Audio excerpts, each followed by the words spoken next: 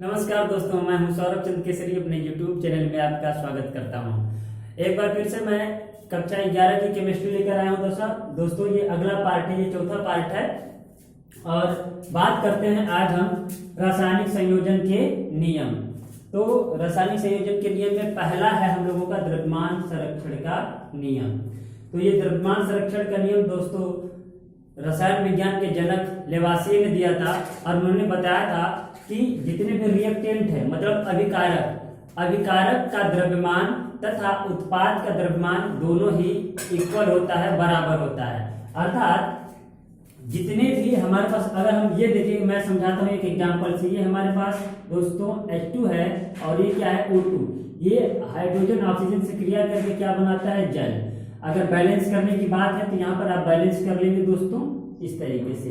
तो उन्होंने कहा क्या कि जितने भी अभिकारक की मात्रा होगी, अभिकारक का टोटल द्रव्यमान उत्पाद के टोटल द्रव्यमान के बराबर होगा। तो यही है द्रव्यमान संरक्षण का नियम। अर्थात यूं कहें कि द्रव्यमान ना तो उत्पन्न की जा सकती है, ना तो नष्ट की जा सकती है। इसका बस एक रूप से दूसरे रूप में रूपांतरण हो सकता है। लेकिन ये दोस्तों बहुत पहले की बात है, लेकिन आज की डेट में इनका यह नियम सभी पर लागू नहीं होता है। कुछ हद तक ये गलत हो जाता है, लेकिन जिस समय यह नियम आया था एकदम परफेक्ट था।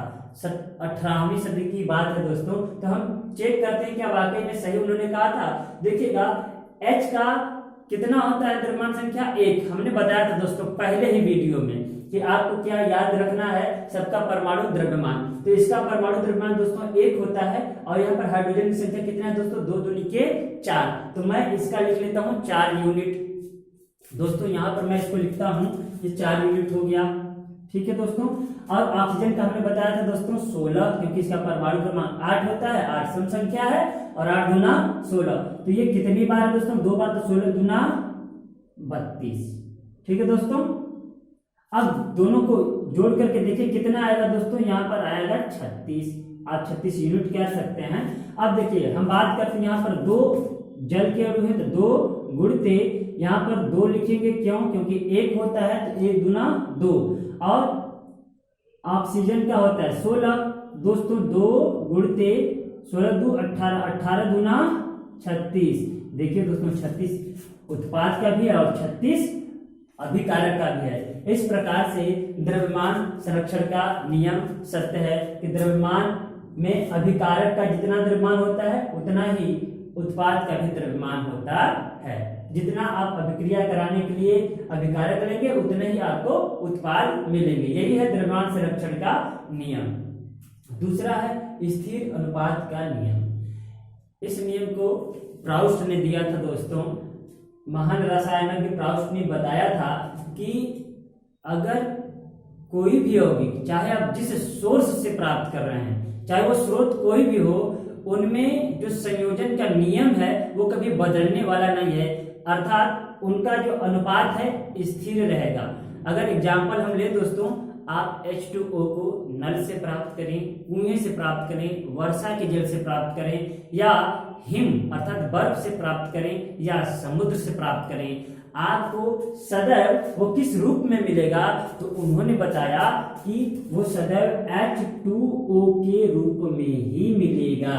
मतलब अगर परमाणु के अकॉर्डिंग है तो 2 संबंधे 1 के अनुपात में, और भारानुसार बोले तो 2 संबंधे 18 अर्थात 2 संबंधे 16 अर्थात 2 एकम 2 और 2 अठे 16। 1 संबंधे 8 के अनुपात में ही प्राप्त होंगे।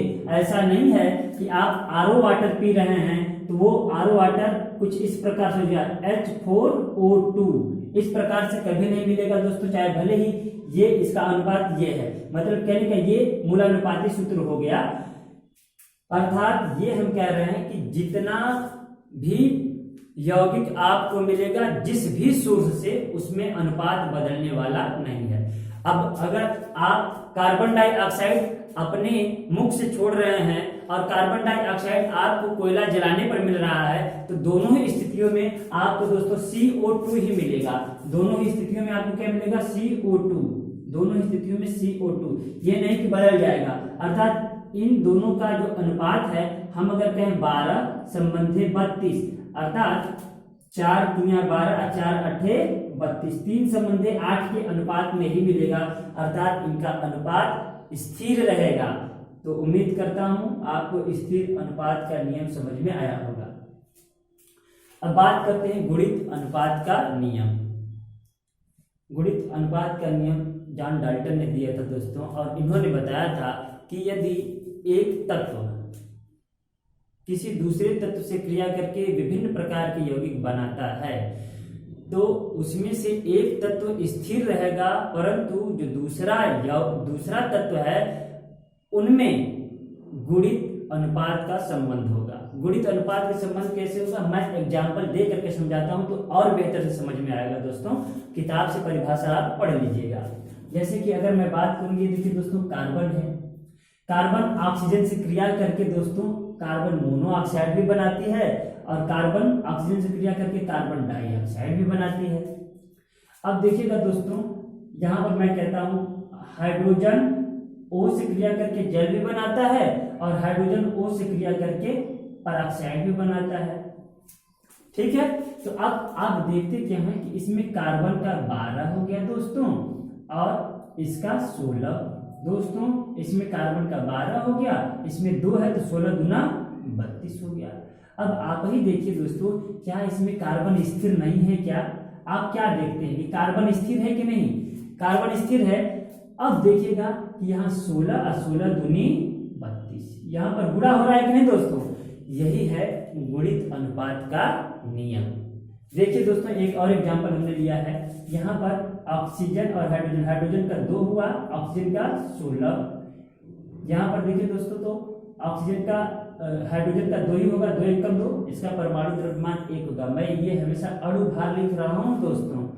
आपको मैं दूसरे वीडियो में पार्ट 2 में ही ये बताया था कि कैसे अणु भार निकालते हैं, फिर मैं बताने वाला हूँ, लेकिन यहाँ पर ध्यान समझिएगा। यहाँ पर 2 हमने लिखा, ये मत सोचिएगा कि सर लिख रहे हैं ये 2 आइटम है इसलिए नहीं तो यहाँ पर 1 मैं लिखता, मैं इसको लिख रहा हूँ उसका द्रव्यमान संख्या। अब यहाँ पर देखिए 2 ऑक्सीजन है, जिसका 16 होता है, तो 16 दूना 32। अब देखिए दोस्तों, ये तो स्थिर है कि नहीं दोस्तों? अब यहाँ पर देखिए 16 दूना 32, यहाँ पर गुणित संबंध हुआ कि नहीं? यही है दोस्तों गुणित अनुपात का नियम। एग्जाम्पल और ढेर सारे हैं दोस्तों, एनसीईआरटी का भी मैं एग्जाम्पल लेकर बस बता रहा हूँ। जैसे नाइट्रोजन का लेंगे तो नाइट्रोजन का NO भी है, NO2 भी है, N2O भी है, N2O4, N2O5। अगर आप देखेंगे तो N स्थिर रहेगा, जबकि ऑक्सीजन में गुणित अनुपात का संबंध होगा। बात करते हैं गैर विषाक्त का नियम। दोस्तों, गैर विषाक्त का नियम केवल और केवल गैसों पर ही काम करता है दोस्तों, उसके अलावा किसी पर कार्य नहीं करता है। जैसे अगर हम बात करें, कोई एक एग्जांपल ले लें दोस्तों, मैं पहले आप इसका स्क्रीनशॉट ले लीजिए, फिर उसके बाद मैं बताता हूं। उम्मीद करते हैं आप दोस्तों नोट्स बना लिए होंगे। अब बात करते हैं गैर विषाक्त के नियम की। देखिएगा, इन्होंने केवल गैसों की संयोजन के बारे में ही बताया था। जैसे मैंने एक एग्जांपल ये ले लिया दोस्तों, तो यहाँ HCl2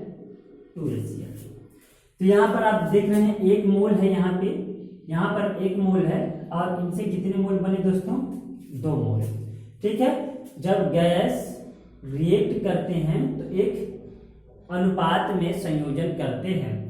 एक एग्जांपल मैं क्वेश्चन से कराता हूं दोस्तों, ताकि आपको समझ में आ जाए। इनका केवल और केवल गैस पर ही कार्य करेगा, इतना याद रहे। ये भी गैस है, ये भी गैस है, और ये भी गैस है। जैसे एक एग्जांपल मैं लेता हूं दोस्तों कि मीथेन है, मीथेन को हम जलाते हैं, दहन कराते हैं, तो दहन कराने से हमें मिलेगा क्या दोस्तों? कार्बन डाइऑक्साइड मिलेगा। इसके अलावा क्या मिलेगा दोस्तों? H2O निकलेगा, और उसके बाद में ऊर्जा निकल जाएगी। मैं हीट लिख देता हूं, हीट। ठीक है, तो अब बैलेंस कर लीजिए, बैलेंस करना जरूरी है दोस्तों। आपके पास कितने ऑक्सीजन है? 2, यहाँ पर 3 हो गए, और हाइड्रोजन 4 है, तो यहाँ पर मैं 2 कर लेता हूँ। अब यहाँ पर मैं 2 कर लेता हूँ। आप देख रहे होंगे 2 2 4, 2 दूना 4, कार्बन 1, हाइड्रोजन 4, 2 दूना 4, हाइड्रोजन 4। अब यहाँ पर आपको क्या दिख रहा है कि एक मोल, यहाँ पर देखिए एक ही है ना, कुछ नहीं, तो एक मोल क्या है दोस्तों, मीथेन है। मैं यहाँ पर लिख देता हूँ ताकि आपको दिक्कत नहीं है। गैसियस है, ये भी गैस है और ये गैस है और ये क्या है दोस्तों, लिक्विड है। लेकिन याद रहे कि गैस किसकी बात करता है, केवल और केवल गैस की। ठीक है, तो अगर क्वेश्चन ऐसे दे दे कि मान लो, चलिए क्वेश्चन दे दिया कि 100 ml हमारे पास क्या है, मीथेन है, और 200,